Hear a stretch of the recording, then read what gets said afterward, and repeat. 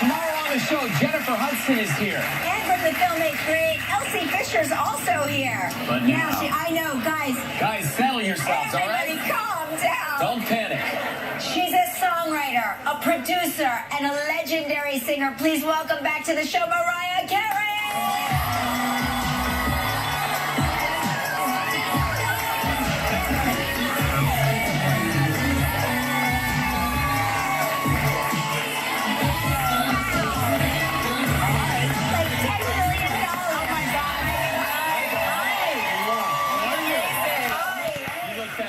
Great to see you. Gorgeous. Thank you. She's too kind this time. Holy cow. I gotta tell you that your fans are so devoted. I don't know what time they all lined up here. Early. They're the best. Now, Thanksgiving is upon us. Yes. What does Mariah I'm Carey so do curious. for Thanksgiving? I Take mean- me through it. You know, it's all about Christmas for me. We have to. Right. That said, Right. this year we're going to be family and friends. We have a mutual friend, Christopher Buckle. We're planning a whole extravaganza. You're doing it together. Yes. Oh, I'm dying. So a Thanksgiving extravaganza. Yes.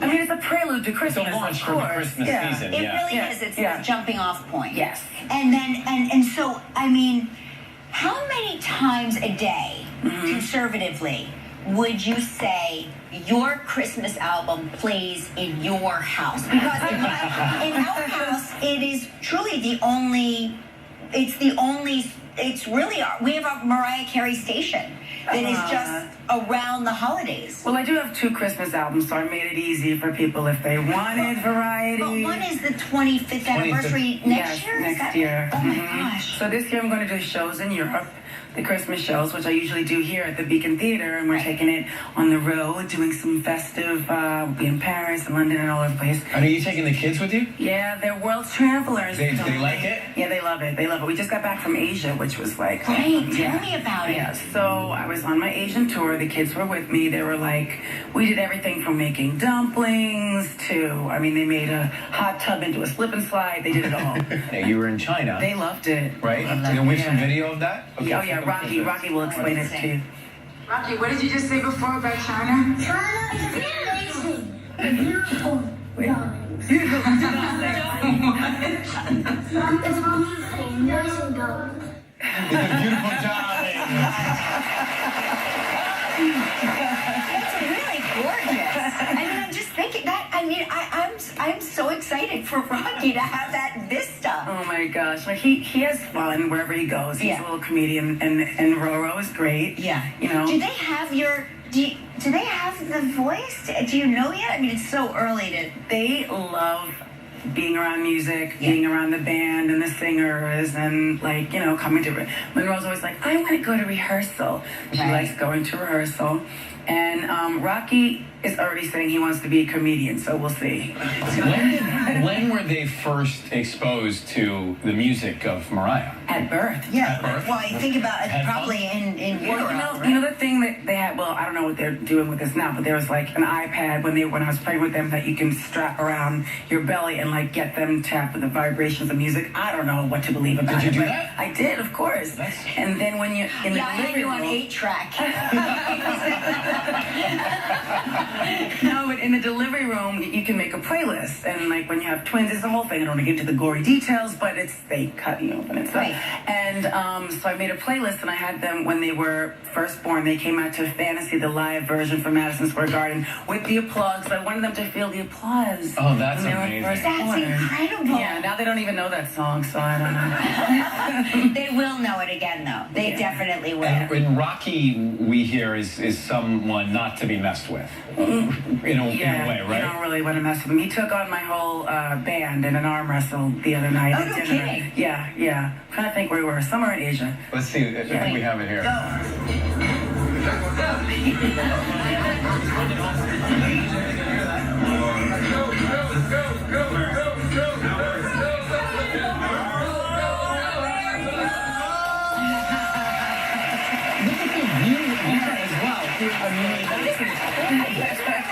Are there any bad views in Asia?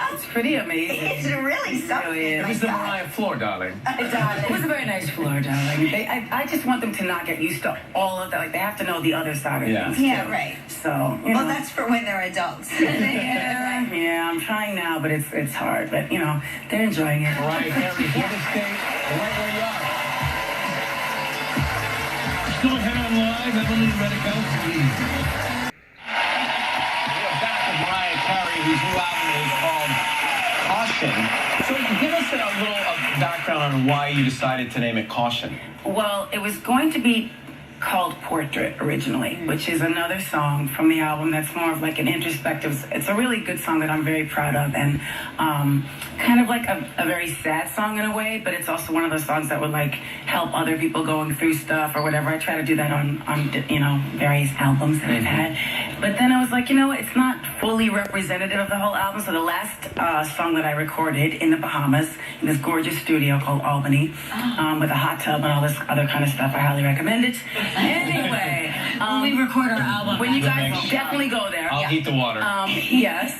And so I recorded this song there, and it kind of had like a tropical vibe to it. It's got like a Spanish guitar, kind of I did it with No ID, and co-wrote it with my friend Prince Charles. It's one of my favorites off the album, and it was Proceed with Caution is kind of like the message. Yeah. And so I just thought Caution was a cute name, and we got a little, you know, got creative with the Caution tape, and a lot of the fans had the Caution tape, and we're like posting stuff with that. It was cute. How do you go about? Because I don't think a lot of people know that you really write your songs and music. And what is that process like? Because they say like you have to be a good songwriter, you have to suffer to understand the suffering. You know, because I always think songs just sort of relate to me in some way because it just happened that way. I never really think about the songwriter aspect of it. Right. Well, my thing was always I would listen to the radio when I was growing up, loved music, loved all the songs, and I assumed that everybody wrote their songs because I didn't know where else they would come from. Right. And then I started doing demos and stuff when I was like 12 years old. I was a demo singer, I was a backup singer, I did all that kind of stuff. And then I realized, oh, they're making me do songs that I don't like, but they're paying me for it, so I'll do it, I don't care. And then when I got my record deal a couple years later, it was like, you know, but I want to write my own songs. Like, this is what I do. I had started writing at like 15 and working with different musicians. And so now I'm very excited about this Songwriters Hall of Fame nomination. I mean, it's Right. huge.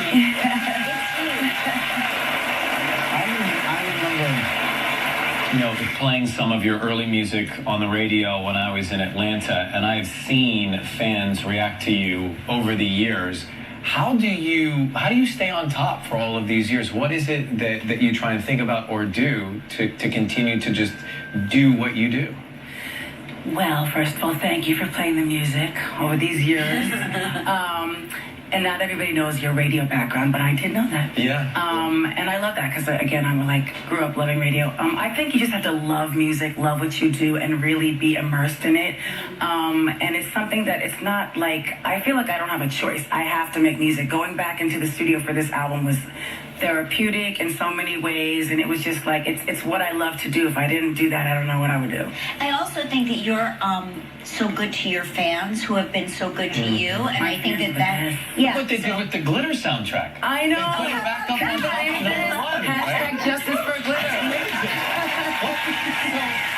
The family, they're unparalleled. The fans wanted to take control, right? 17 years later, right? my God. And the Numbers. fans were like, you know what? Let's make glitter #1. And they did. And they did. It was a movement. And I think a lot of it, and I've been saying this, a lot of it's because I wasn't doing the songs from Glitter, and I would always be like, don't talk about it, don't mention it, it almost ruined my life. But the truth is, it's a good soundtrack. Loving the fans for making, for everything, but especially for this most recent movement. They'll get a chance to see you live coming up in the new year. On the Caution tour, on the big yeah. tour, right? The Oh new my album. God. I'm so excited.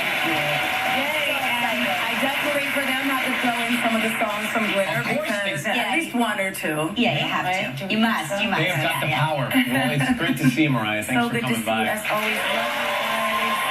Thank you. You love to love. Hey, Caution! Everywhere music is sold. Go out and pick it up. Buy it. Download it. Mariah Carey, everybody. Back with Emily Ratajkowski. Stay with us.